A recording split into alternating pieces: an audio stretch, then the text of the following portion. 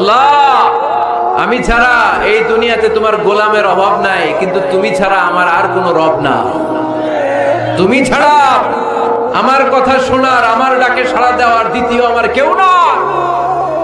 তুমি মাফ করতে পারো, তুমি ক্ষমা করতে পারো, সব গুণ আজকে স্বীকার গেলাম।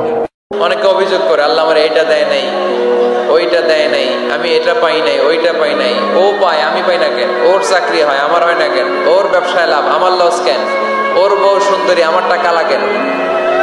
আছে না নাই? না, অভিযোগ করবেন না। আপনি যে অবস্থানে থেকে অখুশি, আপনি যে অবস্থানে থেকে আল্লাহর কাছে অভিযোগ করতেছেন, আপনার এই অবস্থানে আসার জন্য অনেকে আল্লাহর কাছে দোয়া করতেছে, ঠিক কিনা? কিন্তু আপনি এই অবস্থানে খুশি না। অনেকে এই অবস্থানে আসতে চায়, তাদের স্বপ্ন যে তারা একদিন আপনার স্থানে আসবে, কিন্তু আপনি আপনার জায়গায় থেকে খুশি না। এজন্য উনজুর ইলা মান হুয়া আসফালা মিনকা, তোমার চেয়ে যে খারাপ অবস্থায় আছে তার দিকে তাকাও, তাহলে তোমার মনের দুঃখ ঘুচিয়ে দিবে কে? আপনার চেয়ে যে খারাপ অবস্থানে আছে তার দিকে দেখেন কি অবস্থা। আপনি এইটা চান, ওইটা চান, কত কিছু লাগবে আপনার।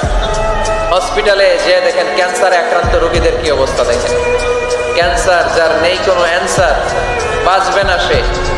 ওরে যে জিজ্ঞেস করেন ভাই আমি তো বাড়ি চাই, গাড়ি চাই, আমার অনেক অভিযোগ, আমি এটা চাই, ওটা চাই, তুমি কি চাও?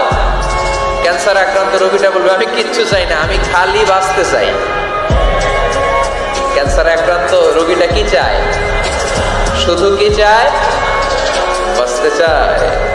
আর আমাদের অনেক কিছু লাগবে, এজন্য বেঁচে যে আছি এই জন্যই আলহামদুলিল্লাহ।